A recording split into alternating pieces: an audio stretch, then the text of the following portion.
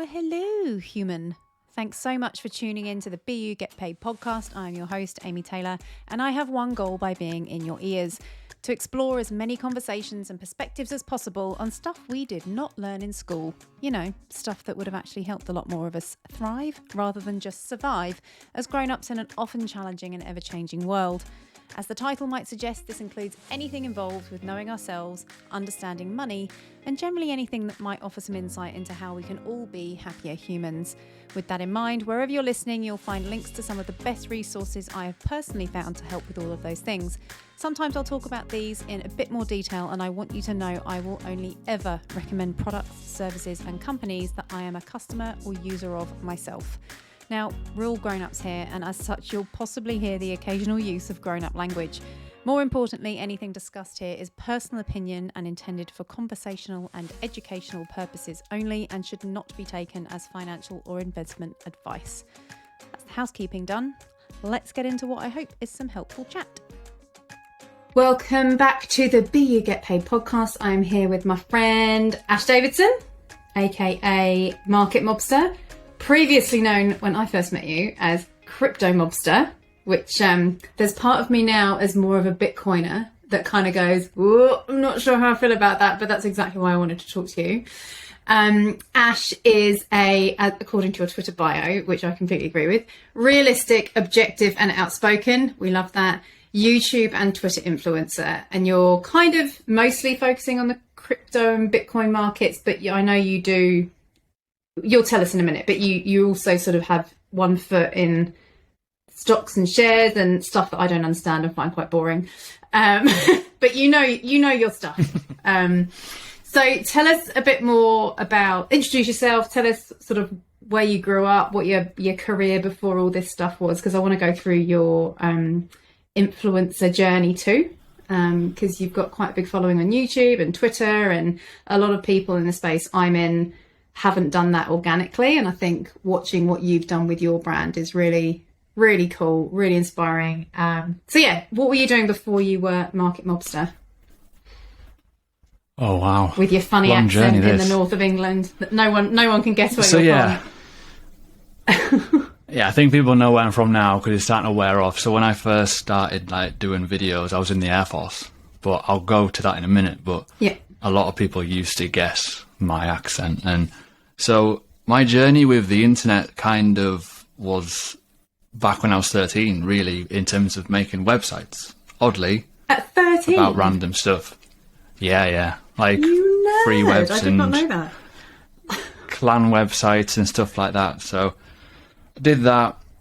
I went to university, did a policing course, and I was then tasked with doing a website for like drug and alcohol kind of stuff as a little project. So I did that, learned WordPress through that, and then I did like a football website, which is mad. So the football website itself actually did really well. Got like 1 million. How old were you? This was 2012. So I was about,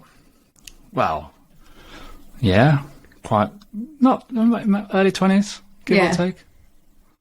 And were so you not in that the Air long Force ago, at this point, or is this? No, this was just before. Okay. So I joined the Air Force in 2013, or the end of 2013. But yeah, that website was doing pretty well, to be fair. But yeah, like overall, I just learnt it and just got involved in that. But that's actually when I first learned about Bitcoin in 2012, 2013, looking at some SEO websites. And I didn't invest back in those days because I had no idea what I was doing. Yeah. Plus, I was also going through basic training. I came back to it again eventually, but yeah, that's when I first learned a bit. But look, in a way, it's kind of like a good thing because that's when Mt. Gox happened. So yeah, kind of like one of those. But yeah, so I've always had this kind of knack. For anyone who doesn't know what Mt. Gox was, it was an exchange, right? It was a Bitcoin exchange or a crypto exchange. Oh, God. It just basically closed its doors and kept everyone's money years ago. And they're just 8-9 years later starting to give all that money back.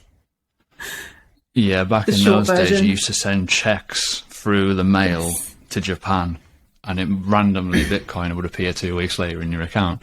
I was like, no, thank you. Yeah. So sorry, yeah, I cut you that off. So that was then. a long time ago. The problem was with all this, I was obviously going through training and stuff, but the reality was I wasn't ready to invest because I didn't, one, have the money because I was still quite young, leaving what was a delivery driver role in B&Q, going into the Air Force, into this new world. It's like crazy. But yeah, it comes full circle due to boredom, realistically. So I learned about property investing, stock market investing whilst traveling in the Air Force. I would do a lot of traveling. Protection of aircraft, protection of personnel, stuff like that. So I was doing a lot of stuff overseas. I was actually stuck in your neck of the woods for like 3-4 weeks, which was interesting. Australia. But yeah, well, the plane broke, didn't it? So it breaks in nice places in the Air Force, would you believe? So if you're ever wondering Darwin, what we do, weren't not you? a lot. Darwin and Cairns for like 4 weeks, yeah. Yeah. Darwin's not very good. Oh. No, not somewhere I'd put on my list. Really hot and really like odd. It's an odd place. Yeah. But yeah. So with all that, I was learning a lot, like, and then I had money. And then obviously in 2016, I was buying Bitcoin, which was quite early in those days when it was about $600, $700. And then I started throwing my money, I'll say money, a little bit of money into altcoins in early 2017 before the ICO boom went. And oh my God. And just by me talking about it on my Facebook page, literally my Facebook profile, people were interested, and I made like a group back in the day. This was in 2017 called the Crypto Mob. Random name. I found it on the internet. But I quite like the mob. I quite like crypto, and I thought I'd just combine them as a group. Makes sense. Hence why it all kind of went that way. But just like a free group where people could connect and... It blew up. I bet it did. I remember it just growing by like 500 members per day for like a couple of weeks. I was like, oh, what's happening? I was like, I just didn't know what to do.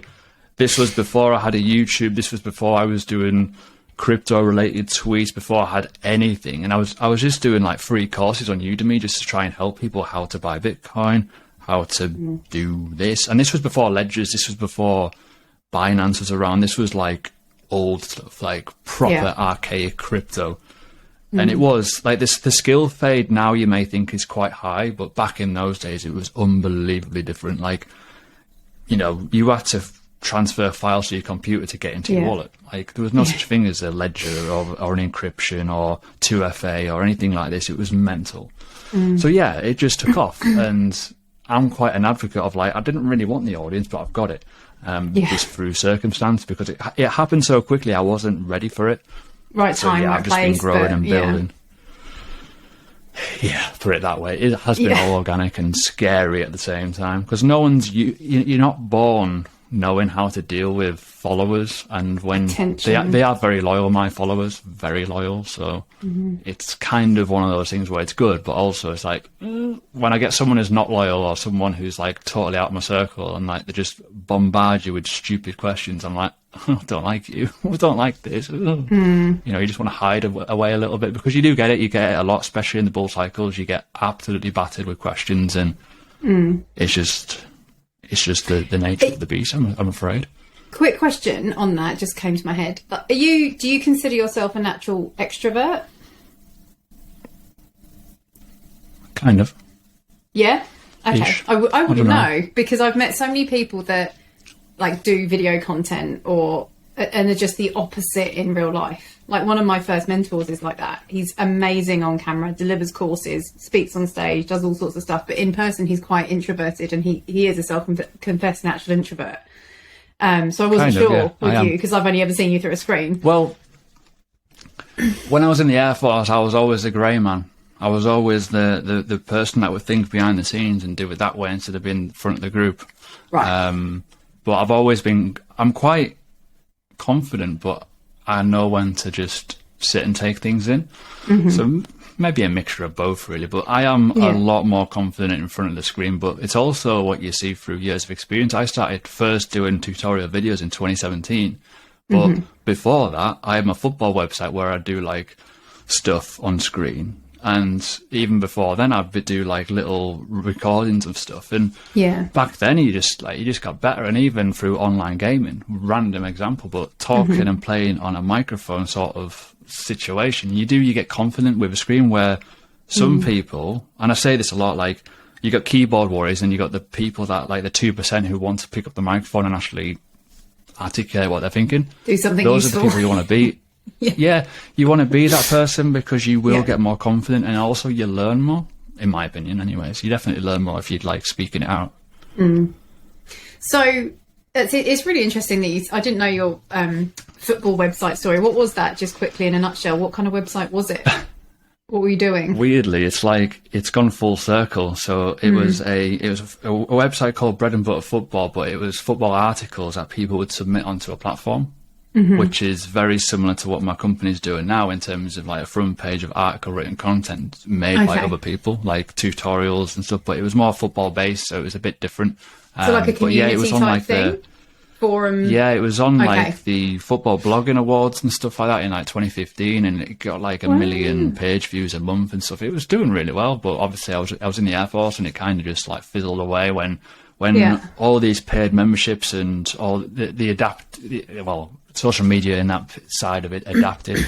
And then we just kind of fell off the bandwagon a little bit, but we didn't do memberships or anything, whereas everyone else was making money doing memberships, and we were just stood still, and we were just... Were you selling ads? Working out, to be fair. Because that would have been right back at the beginning of... So how were you... Was it monetized? No, it was literally just like... for fun, we only made...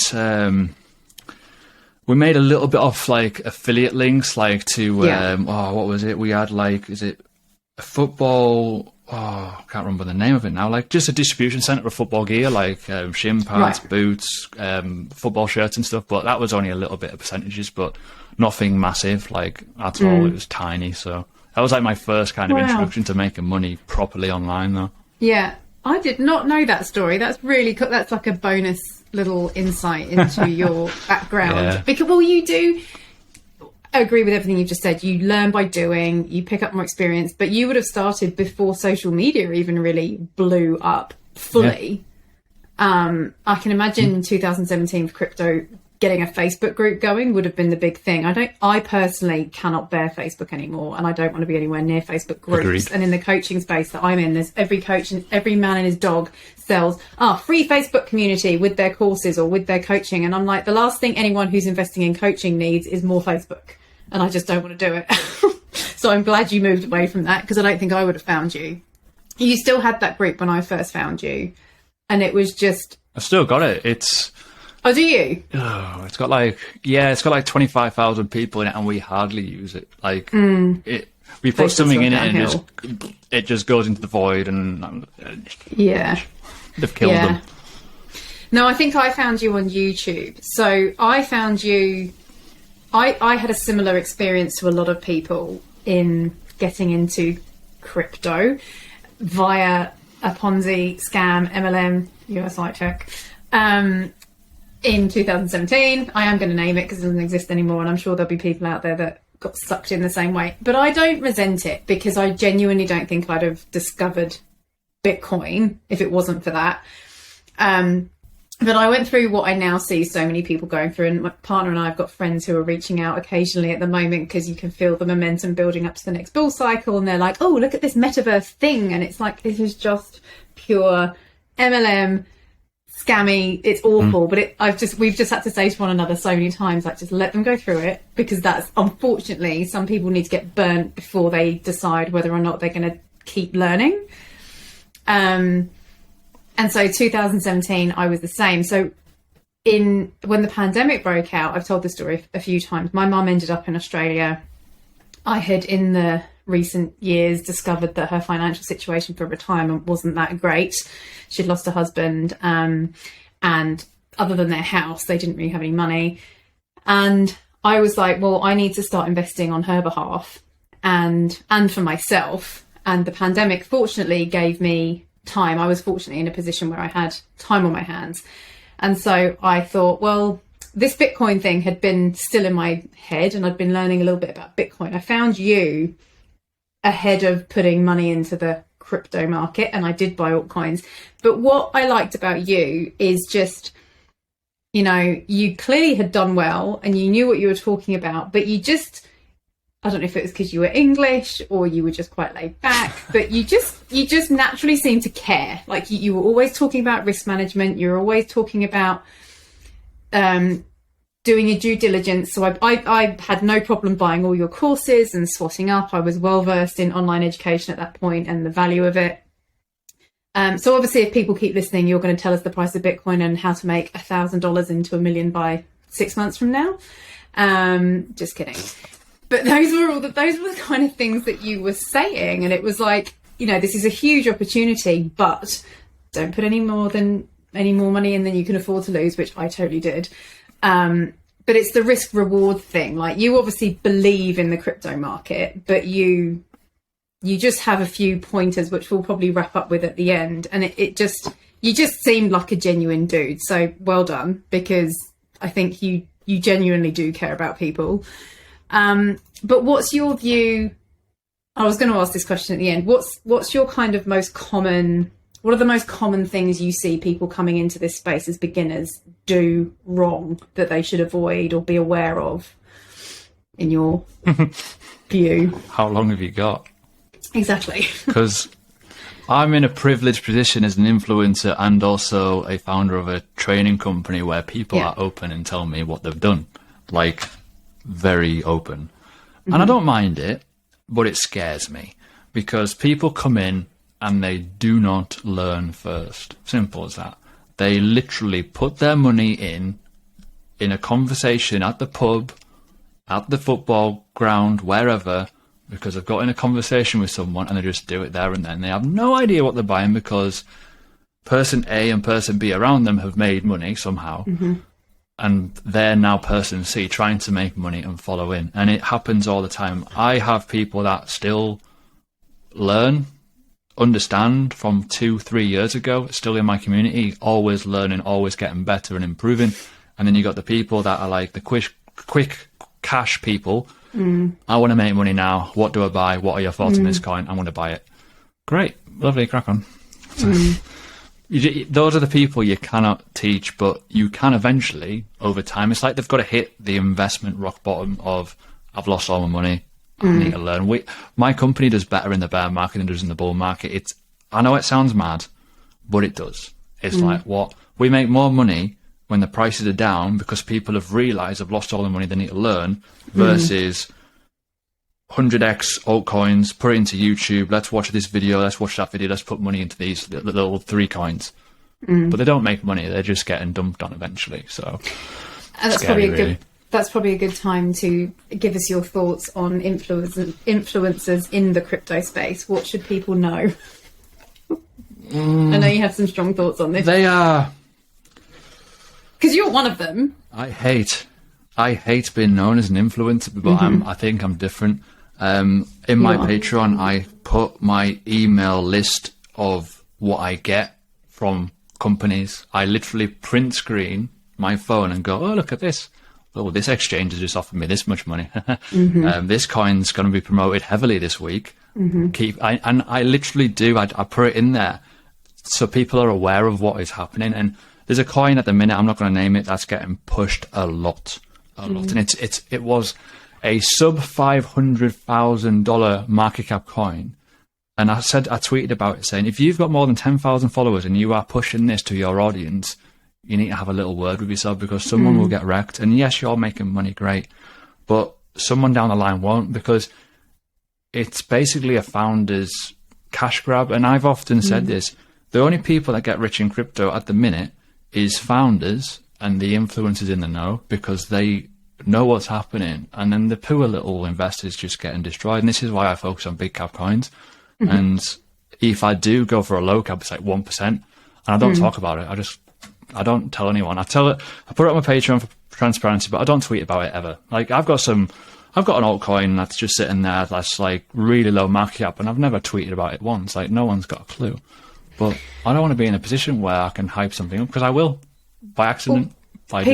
People do loyalty. Strange things when I think just to make people aware of what Ash is getting at, it's that crypto influencers with big followings are paid a fee to promote something that they may not even have bought themselves, purely because these people have no integrity, no ethics. They're quite happy for someone to go out there and pump something because they're getting their fee and they don't care. And unfortunately, the mentality of the average person. And I was the same when I first started doing online marketing. It's the same when anyone's trying to start a business online. They see likes and followers and the fame, I guess the insight into just having this huge following, thinking that one, it translates to money, which it doesn't. Well, it does, but it doesn't mean that the person who's behind that following has any integrity. And I think that's what you do such a good job of calling it out. And to the point that you get people hating on you saying, oh, you're a miserable git. It's like, no.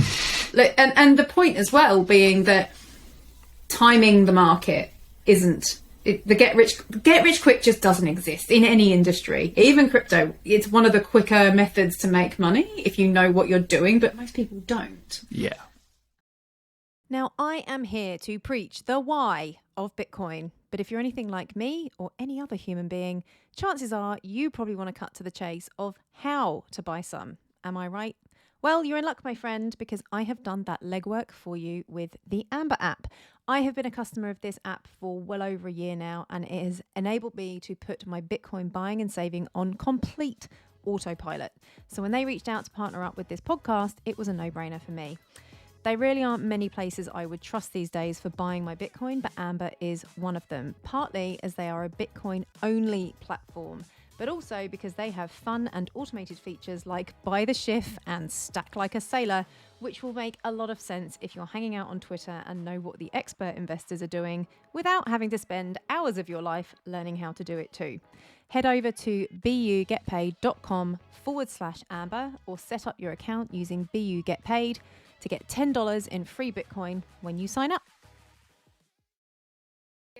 Get rich quick just doesn't exist in any industry, even crypto. It's one of the quicker methods to make money if you know what you're doing, but most people don't. Yeah. And I think the other thing that I could say a lot of things. Yeah, I know. Just everyone just needs to go and follow you on Twitter and YouTube, and you'll see. And I'm a lot more calm and measured than I used to be, but I think it's because I've got feelings where what I find is a lot of people that are doing the unorthodox, dirty tactics don't really have that kind of conscience. They don't care. They like bat it all off and they go, it's fine, I'm making money. But they don't think about other people, where I'm opposite. I think about the people, because this is why I've taught people for so long. At the end of the day, I don't need the money. Like, that's why my courses are really cheap and affordable. It's just there to basically keep the business going. And the reality is, like, you should be making money as an investor first and not through your followers. Realistically, you've got to walk the walk. And this is what people don't see. They don't see that journey from 2016, 2017, ICO boom, big market crash, COVID crash, into the next bull cycle. And that was hard. That was really hard. But the reality is, I've made so much money through the market by just timing it kind of correctly most of the time. But most people do the opposite. They're like, if I just pump out this content. I mean, there was influencers that were selling toothpaste on Amazon stores literally like 6 months before the entire bull cycle kicked off again. And now the big crypto influencers, then when the market goes red and ugly, they disappear. They vanish, then go back to selling their little FBA products and like, I've just done this. It doesn't make sense.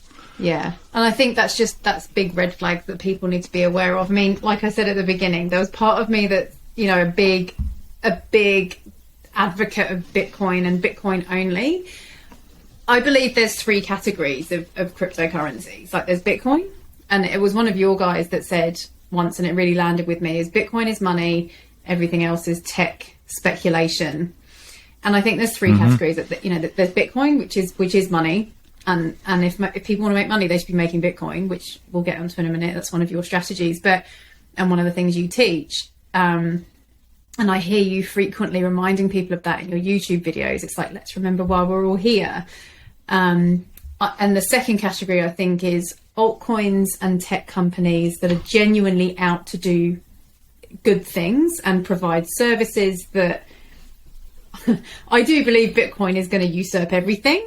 I think it will take a very long time. And I do think there's companies and tech projects out there that are genuinely trying to do good things. But then you've also got this third category, which is just utter crap.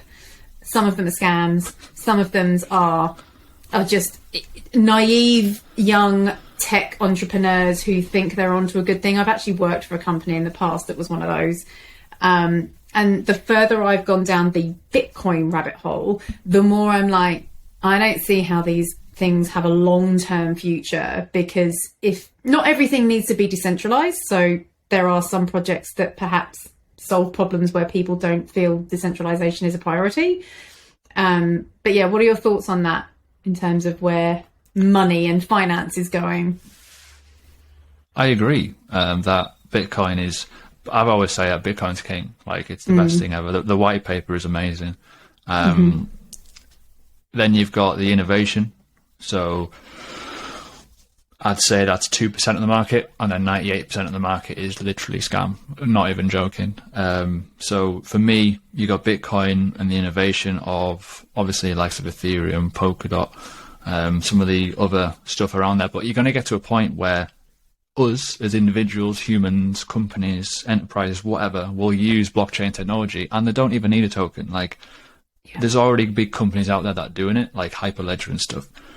And then you've got, as I say, the 98% of let's make a music platform with a token.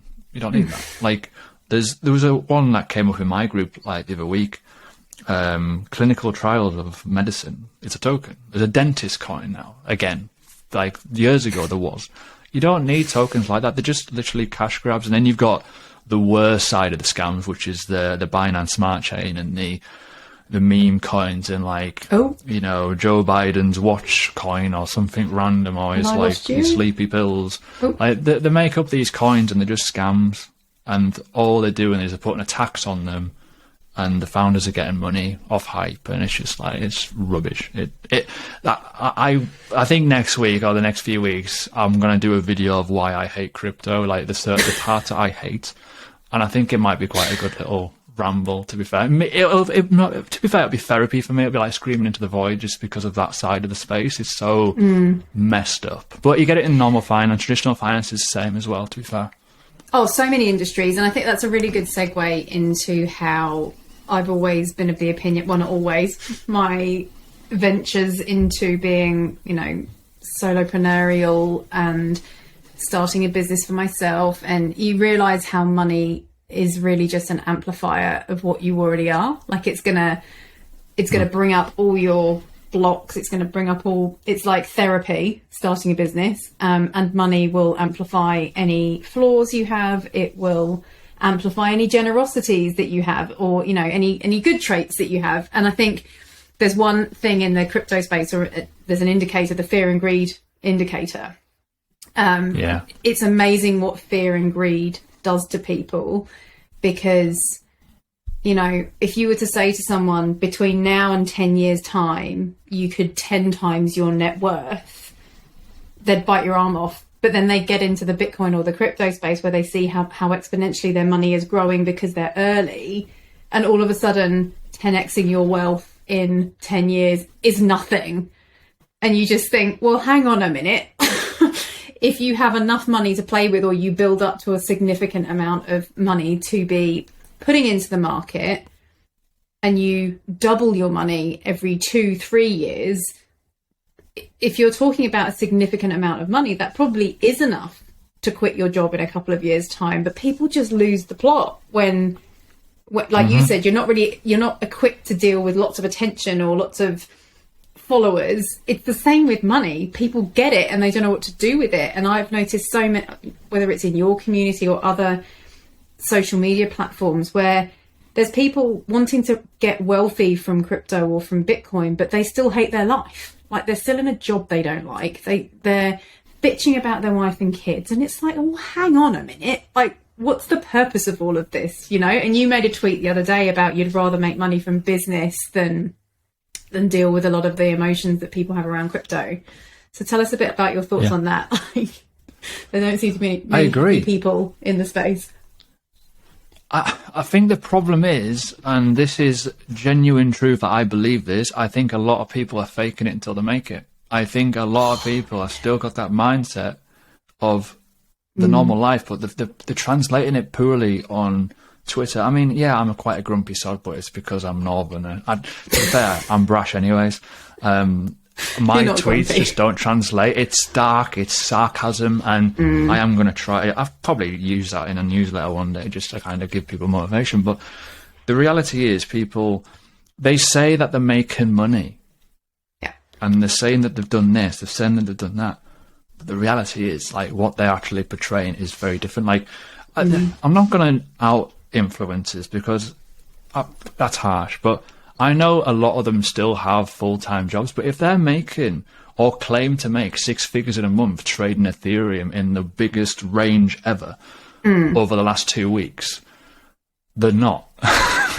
If you are making 6 figures a month, you are not working your 9-to-5 job. It's simple as that. You have opportunity for freedom, and no one can get that freedom other than yourself by buying early and then taking profit. And it reminds me of the meme where you've got like the person like holding the balloons getting pulled back, you know, like you got 8 hours sleep into a crypto, but you got the other one of, oh, I made 10x, but I want to make another 10x. It's like, you've got to know when the music stops. And for me, the reason why I got out of the market last time, near the top and just after the top, was I looked at my wallet and I was like, I'm a normal guy. 5 years ago, I was in the Air Force. Literally been told when I can go on holiday, what I can do. And I've got all this money and it's there. And I just went, you know what, I'm going to take it. And it's the same for social media following. It's like, you see it. And I fell into this trap as well. Like, my YouTube was growing really quickly. I was getting the views. I was getting addicted to the views and the growth. And it's the same with that.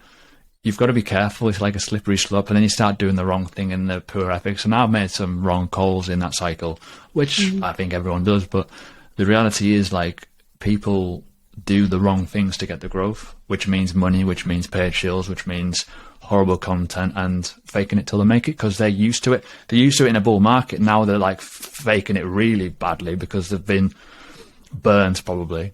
So they've got to keep it. They've got to keep it up, don't they? They've got to keep the face of it, and that's where the sad times is of the market. And like you say, people need to get burned to find out, and it happens.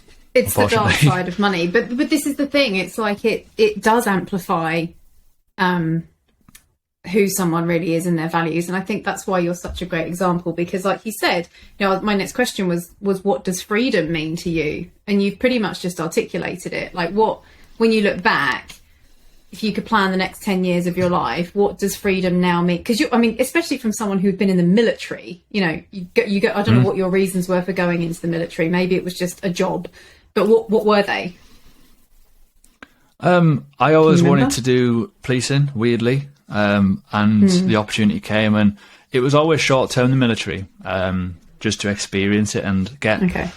It was oddly just life experience because I only did 6 years, but it allowed me to leave home. It allowed me to just focus on myself and do my own thing. And I think that's kind of what you need to do. And the reality was, it was either that or save and buy a house, but when you're on minimum wage and you've got no real prospects, especially where I live, it's not the greatest place in the world, I'll be honest. So there's not many opportunities, especially for someone like me who's not the brightest academically. I was kind of more the daydreamer and trying to do other things, whereas maths, I've got dyscalculia, so I can't read numbers very well. I can see patterns, which is probably good for the charts, but reading numbers, I'm terrible. So people probably notice this in my videos. I don't mention numbers. Yeah, I don't mention numbers many in my videos. Like, I make it so it's kind of obvious numbers, but because I say them back to front. It's just, but I only found that out in the military. So all the way through school, I was like, I can't do maths. I literally cannot do maths. So yeah, all that kind of stuff does happen, but it's mad. That's inspiration for any young kids, though. Like, that's such a common entrepreneur's story, though. Is either school dropout or high school dropout, university, college dropout, whatever. You know, so in answer to the question, like, what did freedom mean to you when you were a kid or when you were leaving home to go into the military? It was to leave home. It was that sense of fending for yourself. It's just ironic because, you know, some people go into the military to defend the freedom of their country, and you know, it was more just... The military is a weird one because you are tied into this element of, you know, let's just say it's like very nationalistic in terms of ideology of like you have to like defend and stuff, but also You're it's a patriot. Yeah, kind of way, in a way, but also you don't have much freedom in the military because anything can happen at any given time, and your holiday gets cancelled, or you've got to work this, you've got to work that, and you're doing like 18-hour days, certain things when something goes wrong, which, yes, in some ways, to help people in like humanitarian crisis and stuff, which I have done, is a great feeling to be a part of. But on the other side of it, it isn't true freedom. So it's a mixed bag. But in terms of life skills, the military has made me such a different person. Like, I mean, same with Gaz. Gaz, my business partner now,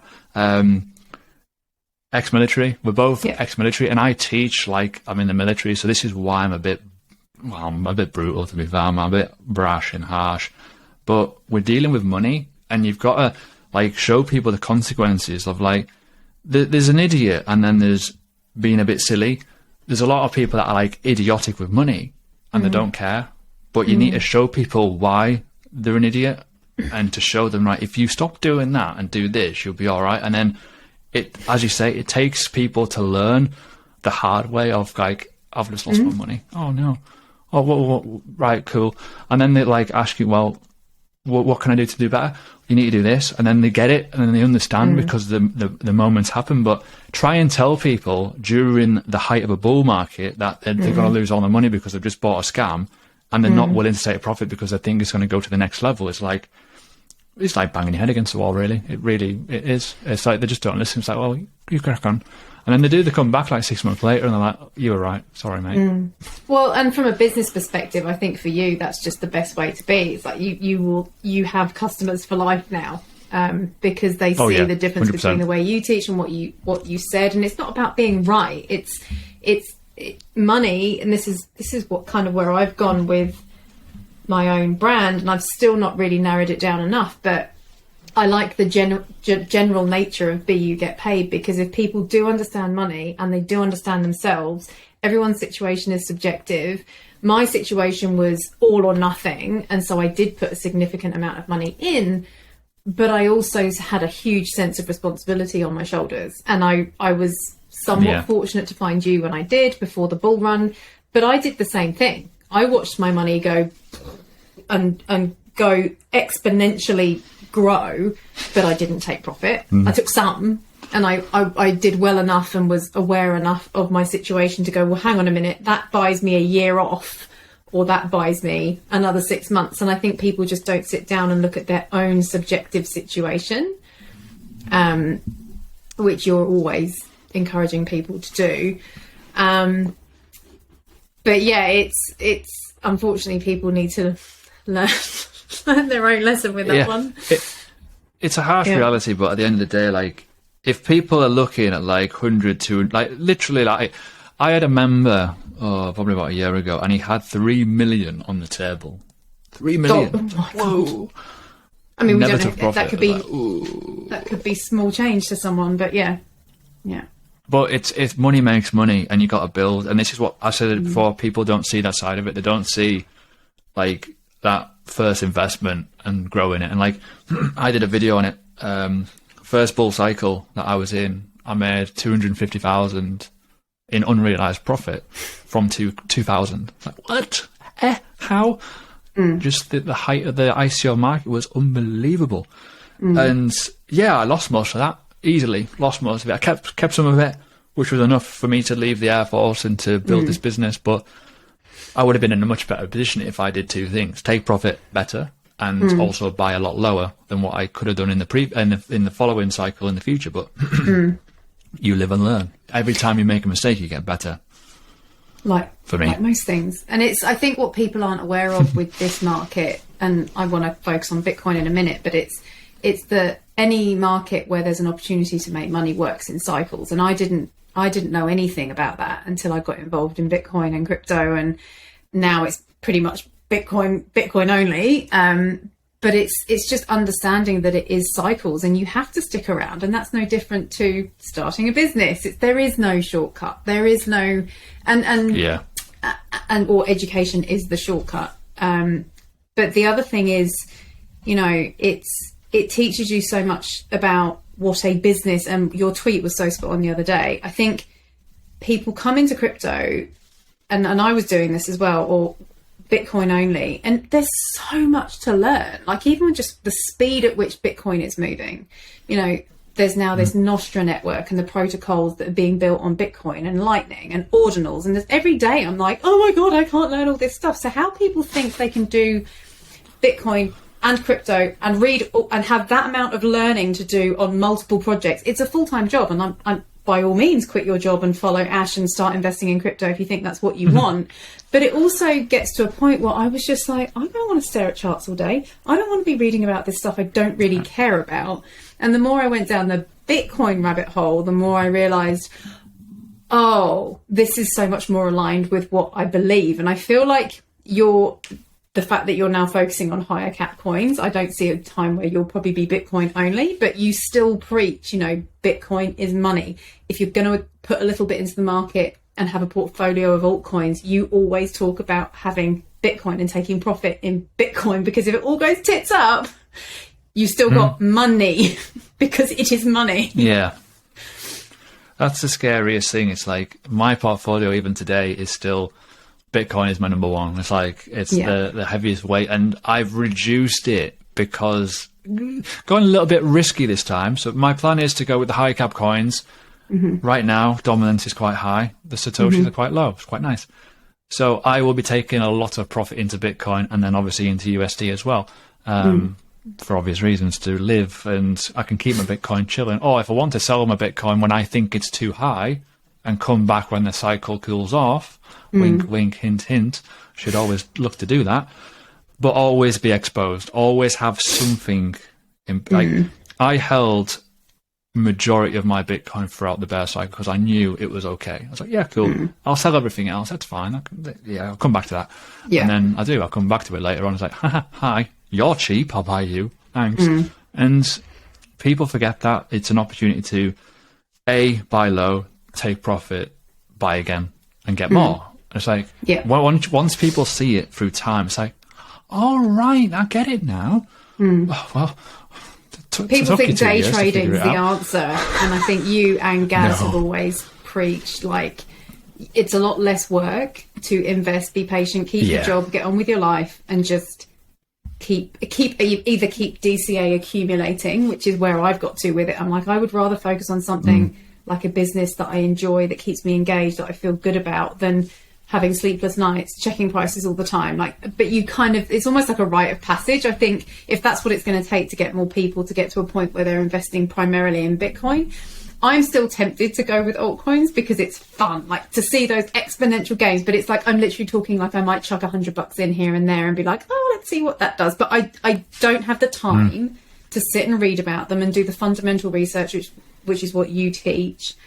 And I just feel like there's so much going on in the world now. What do you think of where we're at with the macro picture and banks failing again? And do you think this is going to be, this time it's different? Do you think we're getting to a point where people are waking up to the fact that the world is actually changing now with money? Or do you think we've got another couple of 4-year cycles to go and it'll still be the same and there'll be no regulation? And I've always been an advocate, and I'll go back to the previous point of like lifestyle of you've got to live and breathe it, and having too many altcoins makes it hard. And then macro, you got to understand the macro, and then you got to understand all that.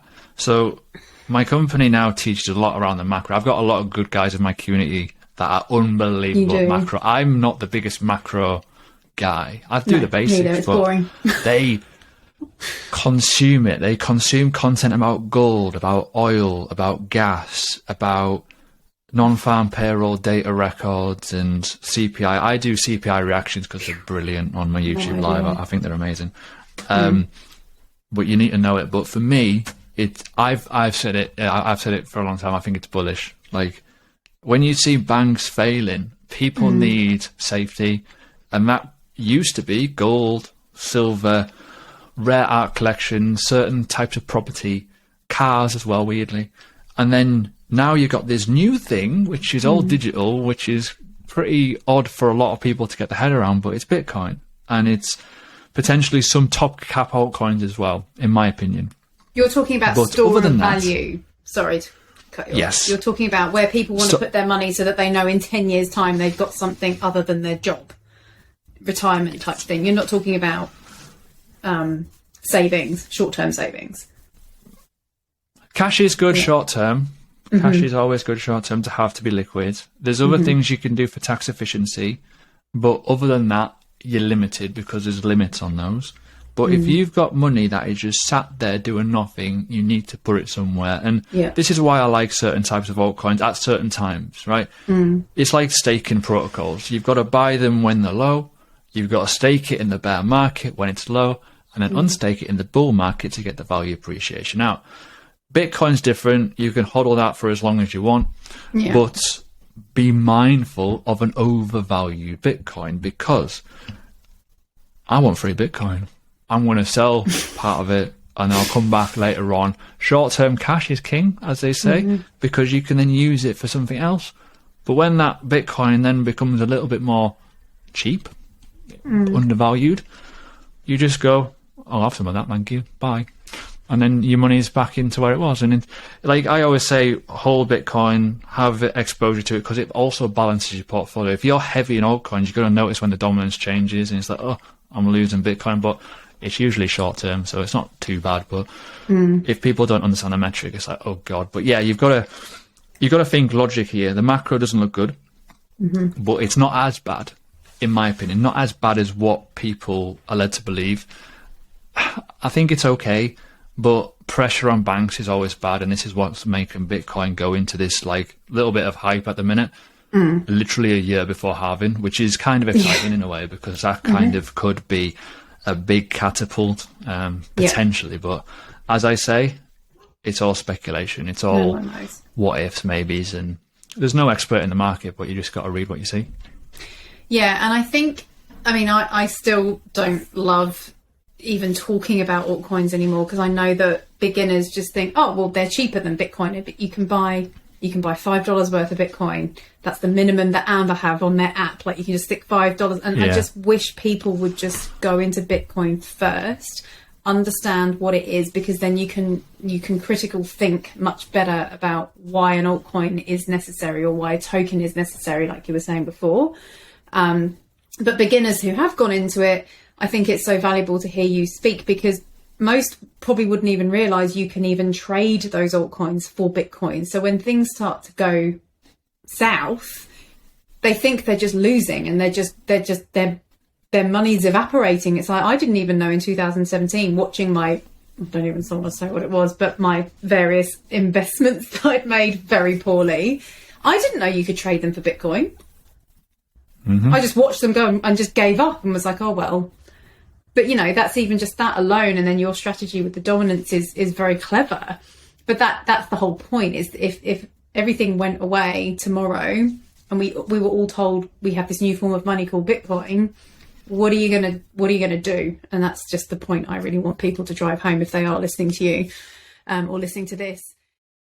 Whatever the dream of more freedom and happiness might mean to you, be it more money, more time, flexibility of location, or simply more personal freedom to indulge those forgotten passions and long-lost creativity, starting a one-person business on the internet can be so much simpler, not to mention a whole lot of fun, than you might think. When it comes to creating happiness in this brave new modern world, my motto will always be, quite simply, be you and get paid. To me, those two things are pretty key to succeeding in most areas of life. And there really has never been a better time to quite literally get paid for being you, by understanding how to build income streams on the internet.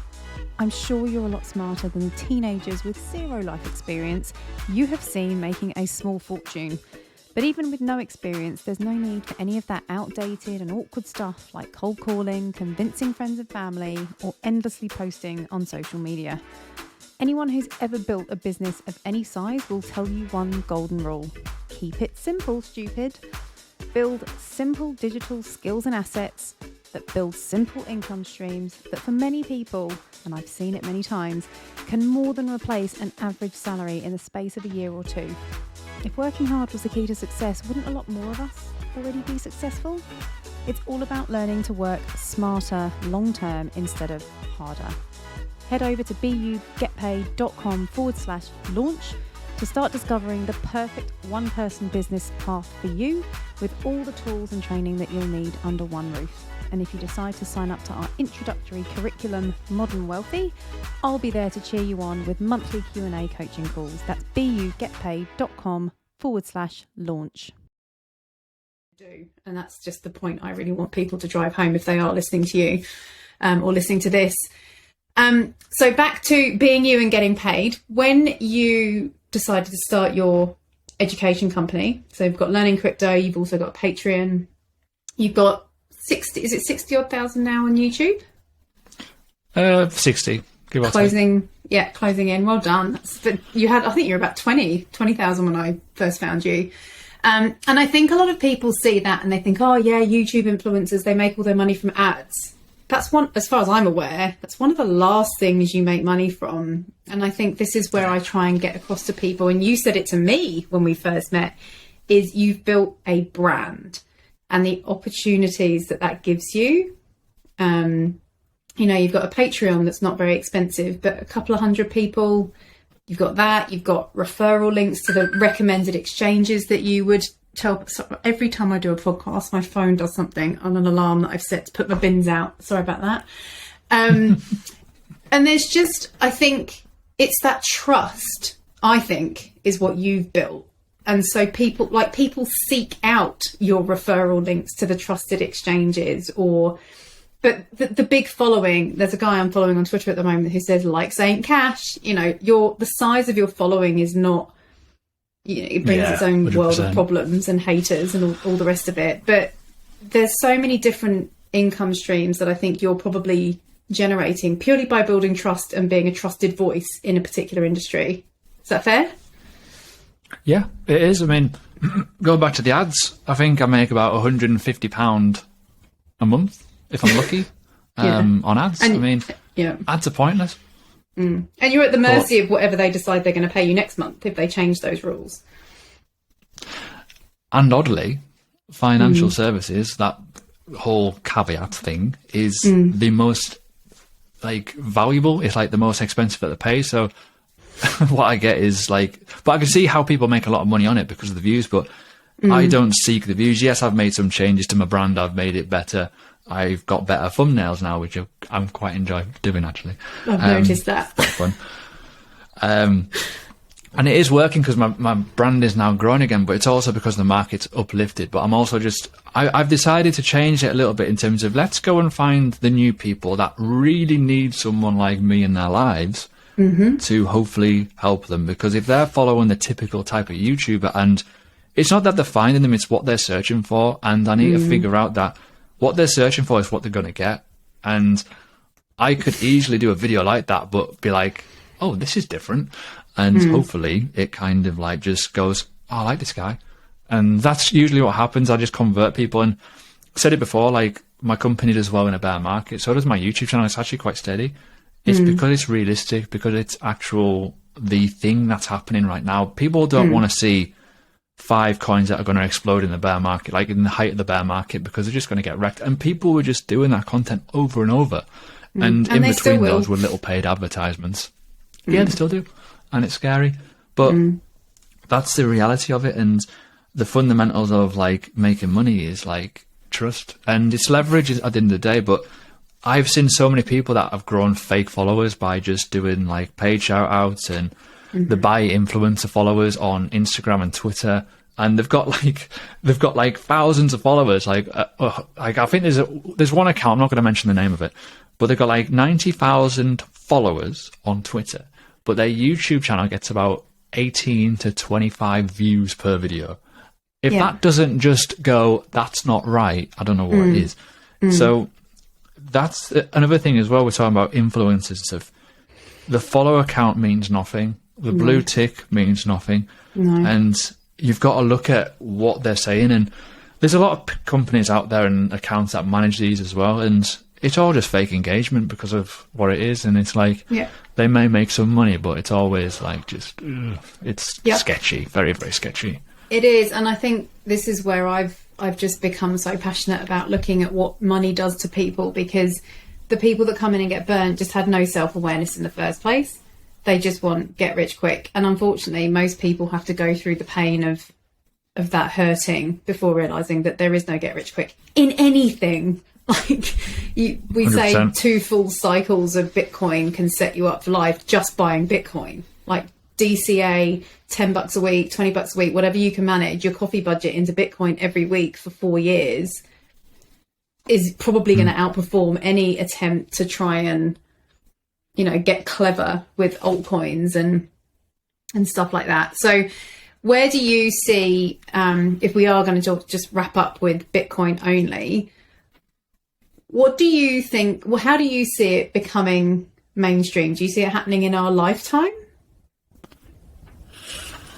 Or do you think it's going to be more of these underdeveloped countries adopting it first and the Western governments just pretending it's internet funny money? I think there'll be a time where it'll adapt. We're already seeing a lot of stuff happening in those high inflation countries. We've got reserve rights doing their RPay or the EUSD now, which is working very well as an alternative strategy. But Bitcoin, to me, it's an odd one, right? Because I go back and it is contradictory, but I did laugh at people when the height of the 2021 cycle and everyone's like, mass adoption, this time's different, we're going to the moon, we've made it. I'm like, no, we haven't. Because even today, I have never used Bitcoin to spend my money in a real shop. And I think that's where we are. We're still miles away. The UK doesn't have many of those sort of terminals. The UK has a lot of startups and people working in blockchain, but the infrastructure of human to shop to product isn't there yet. It will get there. It'll take time, which is why I think we're still early. But the Lightning Network's getting better. It's more efficient. The blockchain element around the hash rate and the energy consumption is also improving over time. It just takes time, but we've got those regulation dinosaurs that are literally holding stuff back, and it's like, oh God. But at the end of the day, you can't change what's programmed, which is money. And the reality is you need to be exposed to something. And I know I'm a big advocate for altcoins and Bitcoin, but at the same time, I always think, well, if I can take profit into Bitcoin, I will. And the USD will be used for something else, or for me to buy something silly at home, or random stuff. But the reality is we've got to wait, and it is getting better. But I mean, I'm looking at the price now. We're 28,100 right now as of today. Last night, a lot of news came out about Interpol and Binance. We're strong. The market is strong right now, and it's exciting times. But at the end of the day, like, nothing's changed since 2016 for me. Literally, like, it's still the same. But okay, it's just taking time. It is taking time. Yeah, a long time. And I guess that's just testament to everything you've seen and everything you know, and you know, it's not letting your emotions get the better of you, whatever you're following, because no one knows what's going to happen. I guess what I would then ask you is, what do you think people need to be aware of with hearing things like CBDC and they're not paying attention to crypto or Bitcoin? They've seen banks fail. We've seen a pandemic play out where a lot of rules and mandates were put in place and no one's really woken up. Like, what would you say to people who, well, we're already on digital money. What would you say to someone who isn't aware of what a CBDC is? Learn quickly what it is and understand it's not good for anything. Like, it is the worst possible thing that could happen to the financial system. Not like, I would rather have 20 years of the existing traditional market system than have 1 year of that. But like, it is control. It is government eyeballs in your wallet, literally. And it's scary. Like, I am all for digital cash in the terms of, well, it's kind of obvious, really. Why would we? Like, I don't use cash. I don't use cash at all, hardly That's ever. what we've got now. And I'm that person that goes to the supermarket thinking, oh, I've not got £1. Oh, bugger. I never have it. Literally never have. Yeah. I'm like, it's mad. That's funny. It is mad. But the reality is, right, we've got this system where they want to do this thing where they're going to put a spending limit on your money, or you could get like fined through it. It's like, what? I mean, the idea in principle kind of like when you put it on paper, it kind of like, oh, digital cash in a wallet, cool. But then when they add on everything around it, it's like, wow, that's dumb. So it's scary when you think about it. I just think leave it as it is, and Bitcoin can become an alternative method, or even other altcoins that are fast and efficient with a payment gateway. Like, it's not hard to put a payment gateway in a shop, is it? And then you can use your Coinbase or whatever brand. You know, there's all anything with a QR code really that you can send your money over. I mean, Ledger's got a new one coming out eventually, which you can spend on the go, but that's where we need to be, not central bank digital currencies. Yeah, and that's the thing. I think people just don't know enough about money in its existing form. It's just this new. I think if it actually does get rolled out and people are told you need to be. I haven't looked into the legalities of it, but I don't know if they roll out a CBDC, will you be told you have to physically move your money from your existing account into a new one? Hopefully, at that point, people will ask why, rather than just the banks turning around and going, oh, your bank balance is now in this currency. Surely there's a point where they'd have to say, and maybe someone listening can reach out and tell us, I don't know, but there must be some sort of constitutional legality around if they change your money into a different currency, you have to give the go ahead. And if that happens, hopefully the media will get onto it and be saying, you know, well, how is this different? Hang on a minute. I hope that people have the wherewithal to question it anyway. I don't think it'll happen as easy as that. A lot of people don't understand money anyways. Like, when I speak to my friends and stuff, and they're like asking, oh, how's Bitcoin? Like, they don't get what Bitcoin is, but they don't get the concept of, well, cash is technically worthless. Yeah. It's just a value of what it says. I mean, we can all rebel against that. And they just don't understand, like, the true value of other things and what to do with the money. But central bank funds or stable currency funds or whatever you want to know them as could work if it's just done like for like as a traditional system, but it's on a ledger, for example. And it's better for security elements, it's better for stuff like that, utilising blockchain technology. But we all know it's not going to be like that, is it? It's an invasion of privacy. Which is a scary thing because... if it wasn't an invasion of privacy, it'd be different. But it's the same with cash, though. Cash is like the most obvious thing that you can use. You can take £200 out of the cash point, or $200, whatever, and you can spend so much on drugs and you can spend so much on food. No one's going to know what you spent it on drugs. Yeah.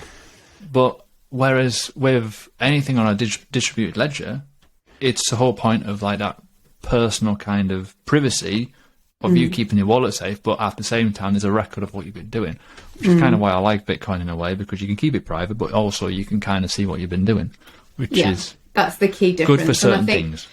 I don't think people will say, oh, well, if it stops drugs and stops bad things, it's like, no. There's always going to be bad people in the world. There's always going to be bad things in the world. And the people that want to do that will find a way to do it. Unfortunately, that's just humans. 100%. So, yeah, anyone who doesn't understand that, unfortunately, there's no short way around it. You need to learn what money is, what Bitcoin is, and then understand the CBDC piece before it just gets rolled out. So just wrapping up. Quick question. Does money bring happiness? Nah. Really? I mean, it's good to have it, but you need the life to have it. Like, I've went through a lot of things the last few years with my life, and I was the wealthiest I've ever been, and I wasn't happy because of relationship breakdowns, my best friend passing away and stuff like that, horrible stuff. I wasn't happy because I wasn't doing anything with it. Now I'm much happier, but I've got the people around me. You got to put people around you, in my opinion. Good people around you makes things better. And I go back to what I said before, like, of like influences and stuff. Like, I've fallen out with a lot of people because they became a bit stupid with money and Billy Big Bollocks and all that kind of stuff. And the reality is, it's a bit draining. But money's nice to have, don't get me wrong, but it's how you use it, like, reality-wise. Like, people can have it and blow it. People can have none and be the happiest ever. But I'm always in that middle ground of like, it's nice to have it. It's nice to have no problems. It's nice to go to the petrol station and just hold the nozzle and not care what goes in the car. I mean, my car drinks, to be fair, so it's probably a good thing. But, you know, some people can't have that luxury. So it's one of those things. It's it's a controversial one, but for me, I don't think it does buy happiness, because you can have millions in the bank, but you could be miserable because you've got no one to share it with. I just lost you Scary briefly thought. there. So, given the theme of this podcast, freedom and happiness, would you say money is freedom, not necessarily happiness?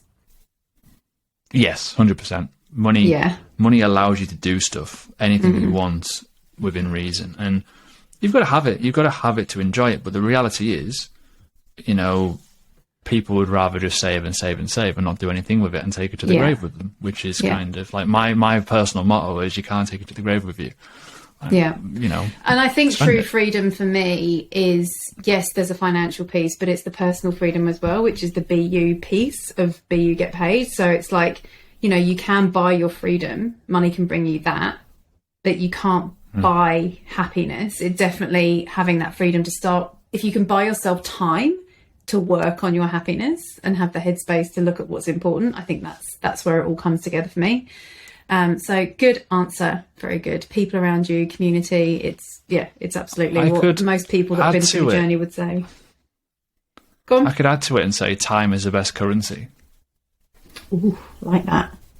Because it is in a way, because when you think about it, the 9 to 5 working week is, you're exchanging your time for money, and then if you've got the money, you can then have the time, and then that time will eventually pay you back. And it's pretty interesting. That's how I kind of work it. And for a lot of people, their 9 to 5 job is great. I think where I have just started to really try and focus is that if you're in a job that you don't enjoy, don't let yourself get trapped in it, because if you understand money, life isn't going to get any cheaper. So whether investing in the crypto market, in Bitcoin only, or just putting some autopilot savings into Bitcoin and having 20, 30, 40% of your savings going in there on autopilot with something like Amber or one of these platforms that's Bitcoin only to start with, that having that skin in the game taught me to start understanding money and how it works. And a lot of people just will never get that. It's not always the most riveting information to be reading, but I think that's where it all comes together for me. It's Bitcoin is this kind of freedom money. And yes, if you're early enough to it, you have the opportunity to build a huge amount of wealth that you might get to enjoy. But it's also given me this sense of being part of something that is going to leave the world a slightly better place. Should it be adopted, because it's got a good mission. It's just trying to make it fair. And I think people in the Western world are chasing their tail. They're never getting ahead. But when you start to look further afield, we're actually incredibly privileged. And there's people out there that are having their currencies devalued overnight in some cases. So you're kind of adding to a benevolent project as well by just helping this thing become more adopted. And then if you've got, silly money to throw around, go follow Ash and learn how to put together a portfolio of altcoins. And I'm going to leave it there, because it still makes me shudder to even encourage people to do it. Bitcoin first. We agree on that. Thank you so much. Any last 1 or 2 thoughts, actionable advice or warnings that you want to give people about these markets if they're going to come and look you up? Just be wary of value, i.e. what's undervalued, what's overvalued, what's hyped up, and always look to take profit in Bitcoin. Like, even if it's 10%, 20% of your altcoin funds into Bitcoin, it adds up, and then it grows. I mean, who doesn't want free Bitcoin? I've always been an advocate of, like, I'm not buying Bitcoin at 28,000 because I've dollar cost averaged like $600, but I've got my altcoins for that. I can just add to it. And if I get any free money, if I find it on a random exchange that I've forgotten about, I'll just put it into Bitcoin. It's fine. Oh, that's always nice, isn't it? When you've been dicking around in altcoins for years and then you forget because there's so many exchanges. And then I did it the other day. I went to, I unsubscribed from one of their mailing lists. I thought, I forgot I joined that exchange when I didn't know what I was doing. And I found like $400. Like, that's like Christmas. Way. Don't do that, people. Keep it simple. Very good advice. So where can people find you? Where are you most active? You can find me on YouTube. Put in Market Mobster, you'll probably find me, or learningcrypto.co.uk if you want to genuinely learn. Yeah, it's true story. You will. There is no shortcut. The education is the shortcut. That's always my advice. Cool. Thank you so much. I'll make sure all of those links are wherever anyone is listening. And yeah, see you at the top of the bull market when we're all rich again. That's so irresponsible. Don't listen to me. Yeah, it'll be fine.